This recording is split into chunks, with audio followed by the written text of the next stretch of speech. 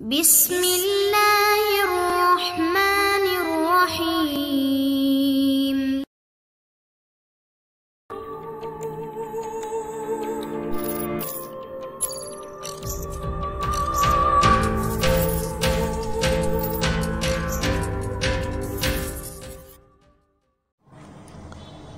अस्सलाम वालेकुम दोस्तों, इमरान सीरीज़ नावल सॉर्ड मागा बाय मज़हर कलीम MA। अगर आपने अभी तक हमारे चैनल जासूसी दुनिया को सब्सक्राइब नहीं किया तो सब्सक्राइब करें और बेल आइकन पर क्लिक कीजिए। ठीक है, मैं आ रही हूँ, जैकुलिन ने कहा तो डेसी ने रिसीवर रख दिया। तुम करना क्या चाहती हो जो इस तरह दौलत ज़ाया करती फिर रही हो? मार्गरेट ने मुँह बनाते हुए कहा। हम इमरान के साथ साथ रहना चाहती हैं ताकि हमें मालूम हो सके कि ख़जाना कहाँ मौजूद है। इमरान तो चीफ़ सेक्रेटरी को बताकर वापस चला जाएगा और यहाँ की हुकूमत इत्मीनान से कार्रवाई करेगी, लेकिन हमारी हुकूमत फ़ौरी तौर पर आगे बढ़कर ख़जाना निकाल लेगी। डेसी ने कहा, ये इमरान बेहद ख़तरनाक आदमी है, इसलिए तुम जैकुलिन का चक्कर छोड़ो, वरना वो तुम्हारी चाल वापस तुम पर भी उलट सकता है। तुम्हें मालूम है कि हम इससे मिलने गई तो इसने हमें बातों में बता दिया कि हमारा ताल्लुक़ आइसलैंड की एजेंसी रेड स्टार से है, हालांकि वो कभी आइसलैंड आया ही नहीं। क्या हमारी शक्लों पर ये सब कुछ लिखा हुआ था? जाहिर है हमारे फ़ोन के बाद हम इससे मिलने आ रहे हैं। इसने किसी से हमारे बारे में मालूमात हासिल की होंगी। ऐसे आदमी को तुम कैसे डॉज दे सकती हो? मार्गरेट ने कहा। तुम फिक्र मत करो, सब ठीक हो जाएगा, डेसी ने कहा। और फिर तकरीबन 2 घंटों बाद जैकुलिन वहाँ पहुँच गई और वो अपने साथ ड्राइवर पॉल हेनरी को भी ले आई थी। पहले मुझे मज़ीद मुआवजा दो, फिर आगे बात होगी, क्योंकि पॉल हेनरी को मैंने बड़ी मुश्किल से मनाया है, जैकुलिन ने कहा। तो डेसी ने अलमारी खोलकर इसमें मौजूद बैग में से $50,000 निकालकर जैकुलिन को दे दिए। अब पॉल हेनरी को भी $5,000 दे दो। ये तय तो नहीं हुआ था, लेकिन इसके बगैर ये कुछ करने के लिए तैयार नहीं हो रहा, जैकुलिन ने कहा। तो डेसी ने बैग में से मज़ीद $5,000 निकालकर जैकुलिन को दे दिए। फिर इसने पॉल हेनरी को एक छोटा सा रिमोट कंट्रोलर नुमा आला दिया। अब तुमने इसे अपनी जेब के निचले हिस्से में इस तरह रखना है कि ये बाहर से किसी को नज़र ना आए। इस पर मैग्नेट लगा हुआ है, इसलिए तुम जैसे ही इसका कवर हटाओगे ये जीप की बॉडी से चमट जाएगा और फिर तुमने सिर्फ इसका बटन प्रेस कर देना है। फिर तुम्हारा काम ख़त्म, बाकी काम ये खुद करता रहेगा। क्या काम करेगा ये? इन लोगों के दरमियान जो बातें होंगी वो हम यहाँ बैठे सुनती रहेंगी। ओह अच्छा, मैं तो डर गया था कि कहीं ये बम ना हो, पॉल हेनरी ने जवाब दिया। ऐसा काम करने के लिए इस तमाम कार्रवाई की ज़रूरत थी, वैसे गोली नहीं मारी जा सकती, डेसी ने कहा। और पॉल हेनरी ने इस बात में सर हिला दिया। अब एक और बात, क्या तुम इन लोगों के साथ रह सकते हो जब वो डॉक्टर जोसेफ से मुलाकात करें? डेसी ने कहा। हाँ, डॉक्टर जोसेफ मेरे मिलने वाले हैं, मेरी इनके साथ ख़ानदानी रिश्तेदारी है, मैं इनको पूछने के बहाने इनके करीब रहूँगा, पॉल हेनरी ने कहा। तो डेसी का चेहरा खिल उठा। गुड, वेरी गुड, ये हुई ना बात, डेसी ने मुसरत भरे लहजे में कहा। और फिर इसने बगैर किसी के मांगे अपनी खुशी से बैग में से $10,000 निकालकर पॉल हेनरी को गिफ्ट कर दिए और पॉल हेनरी का चेहरा गुलाब के फूल की तरह खिल उठा। इमरान अपने साथियों समेत हुकूमत आइलैंड की तरफ से भेजी गई एक बड़ी जीप में मौजूद था, जबकि पॉल हेनरी नामी आदमी जीप ड्राइव कर रहा था, जो चीफ सेक्रेटरी की तरफ से भेजा गया था। क्योंकि वो इस इलाके का ही रहने वाला था, इसलिए वो यहाँ के चप्पे चप्पे को ना सिर्फ जानता था बल्कि इस ख़तरनाक पहाड़ी इलाके का तरबियत याफ्ता ड्राइवर भी था। यही वजह थी कि इंतहाई ख़तरनाक पहाड़ी इस रास्ते पर वो खासी बड़ी जीप को इस तरह चला रहा था कि इमरान के साथियों के चेहरों पर इत्मीनान के तासुरात उभर आए थे। जीप में इमरान ड्राइवर के साथ वाली सीट पर, जबकि उगबी सीटों पर सोलेहा और जूलिया, और इसके बाद सीटों पर तनवीर और कैप्टन शकील, और सबसे आखिर में सफदर मौजूद था।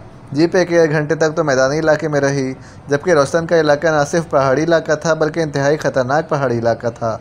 इसलिए यहाँ पहुँचने के बाद पहले तो सब संभल कर बैठ गए, लेकिन जब इन्हें एहसास हुआ कि ड्राइवर पॉल हेनरी जीप को न सिर्फ बड़े माहिराना अंदाज में चला रहा है बल्कि रास्तों को भी जानता है, तो वो सब इजी हो गए। और फिर मौजूदा मिशन के साथ साथ दूसरी बातें भी होती रहीं।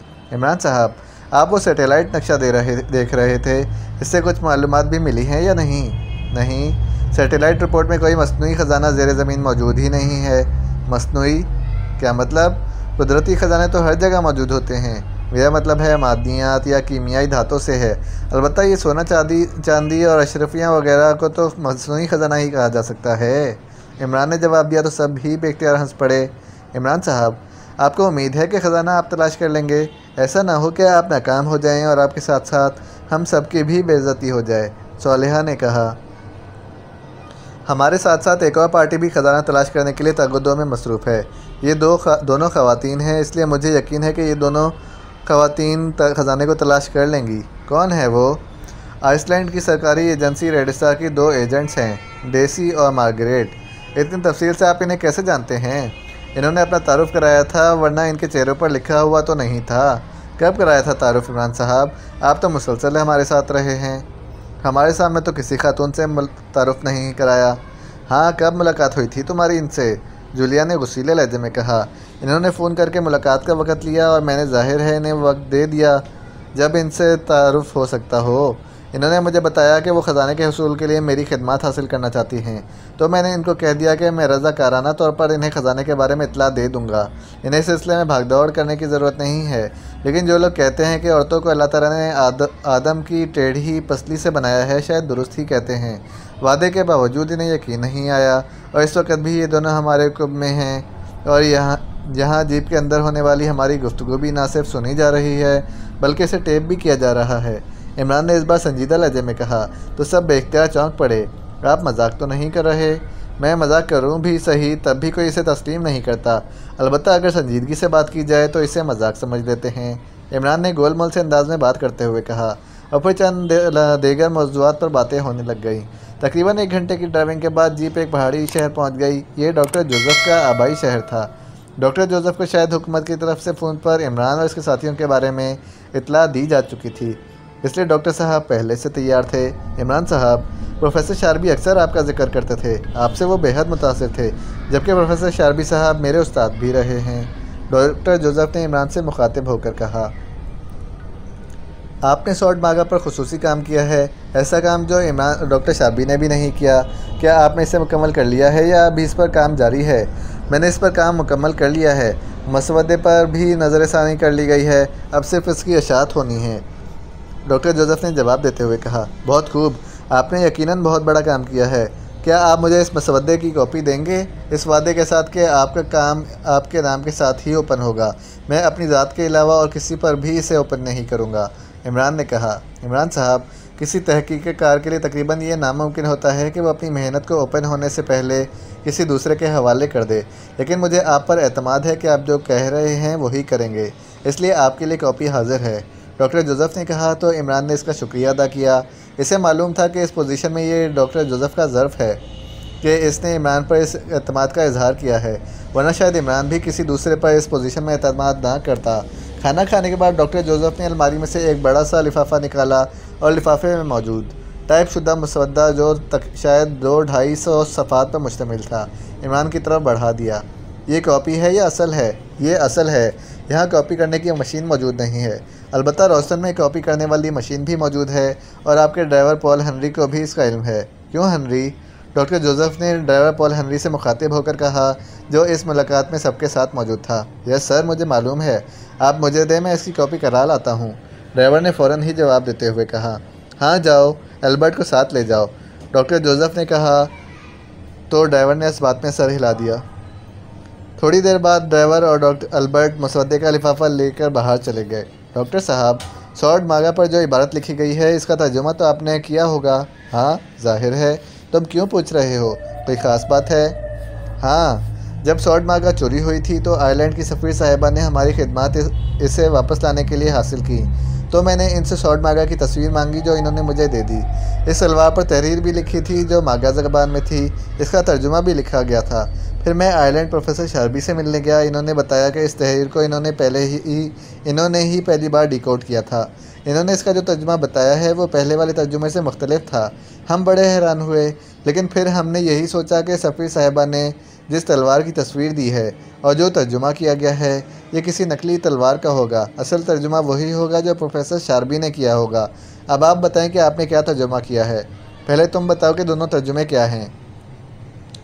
आप ये ना समझे कि मैं आपको ये तर्जुमा इसलिए नहीं बता रहा हूँ कि खुदा न ख्वास्ता आपका इम्तिहान ले रहा हूँ। मैंने इसलिए नहीं बताए थे कि आप ज़हनी तौर पर उलझ ना जाएं।